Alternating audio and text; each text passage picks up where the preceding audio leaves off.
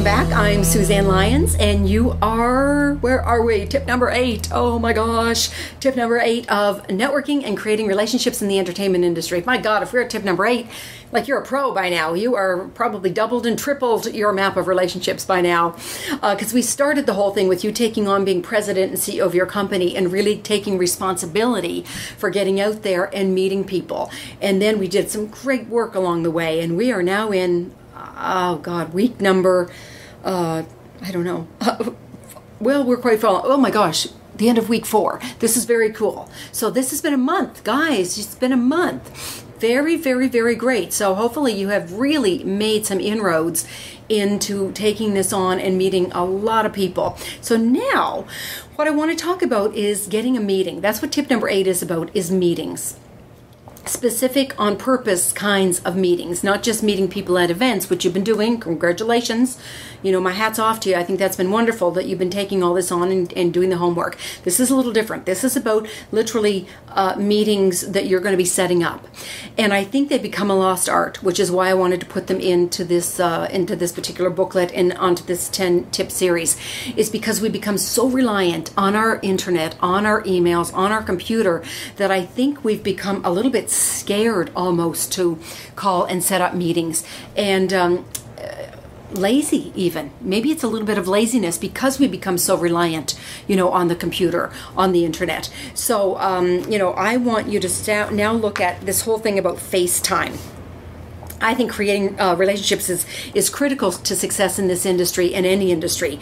And getting to know the person will not only be valuable in terms of getting to know them, but you'll also get to know what their companies are looking for, and they'll get to know you. I notice sometimes just by sitting in the person's office, what I brought with me to pitch wasn't even the appropriate thing, because, you know, the more we talk and the more I get to know what their companies are looking for, it might be that thing that I hadn't even planned on pitching that ends up being the thing that takes the forefront, and that's the thing that they're most interested in. But it would never have happened on an email or on a phone call. It happens because I'm there face to face. So it's something that I know we're a little bit, you know, slack about these days, and maybe a little fearful of, and maybe a little bit lazy about, but it's something that's worthwhile, and I'm not kidding, to really make a point of FaceTime. In fact, my last newsletter, I think, or 2 newsletters ago, the whole 10 tips was on that very thing, getting a meeting, getting that important FaceTime. So have cold calling become fun, you know, where it's like you're literally getting on the phone. And in the Flash Forward workshop, we literally do an exercise, which is really silly, where we pretend there's a phone and you're like practicing, you know, where it's like, so it becomes fun. It becomes like, yeah, not a problem. I'm going to pick up the phone and try to set up that meeting. So have cold calling become fun. There's something very valuable about, like I said, about having a meeting, and it doesn't have to be like an hour or 2 hours. In fact, you might want to start by saying to the person on the other end of the phone, you know, I'd love to come in for 10 or 15 minutes. I'd love to have 10 or 15 minutes of your time. Everybody can spare 10 or 15 minutes. It's not that crazy, okay? So when you're specific like that, and you keep the time amount very tiny like that, it's not so daunting for somebody. It makes it a lot easier for them to say yes, okay? So give that a try. Something can happen, and here's what can happen in those 10 or 15 minutes. 3 things. One is you can create a basis of a relationship that you never had before. Sometimes just seeing things in the person's office will let you know what their hobbies are and what their interests are, and shared things in common that you might have that you would never have otherwise. Number 2, you'll find out a little more about their company. When you're there chatting with them, it gives you a chance to talk about what they're looking for, what the company is up to.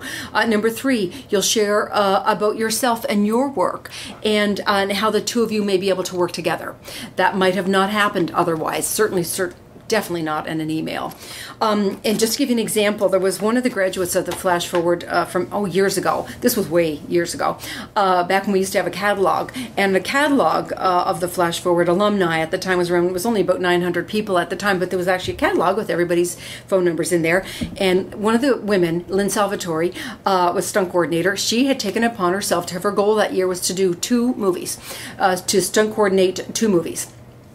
So here's what she did. I'm actually going to read it because I thought it was so brilliant.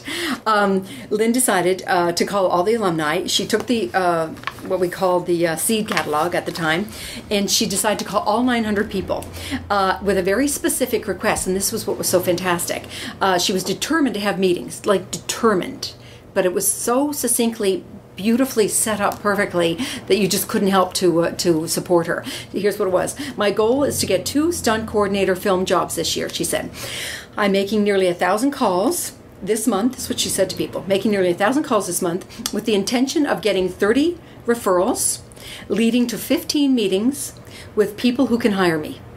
Do you know of any producers or directors that you can refer me to, and call, and that I can use your name?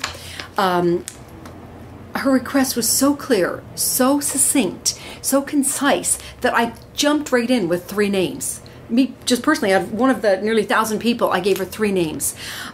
She asked for referrals even in the meetings that she did get. She asked for more referrals to more meetings. And just so you know, when I checked it, because I put her story in the little booklet, so I had her permission to do this. And when I asked her, here's what she said, that she ended up getting contacts because of those meetings and because of those various calls.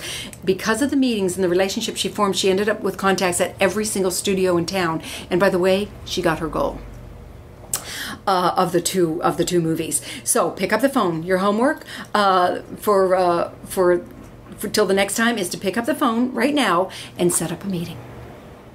All right, that's it. That's your homework.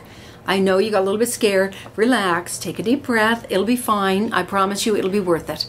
So much fun. You've gotten so much out of what we've talked about so far in terms of listening and acknowledgement and all kinds of great things. Don't worry about it, all right? Don't worry about it. Just pick up the phone and do it. Set up a meeting, and I'll see you next time. Thanks again for joining me.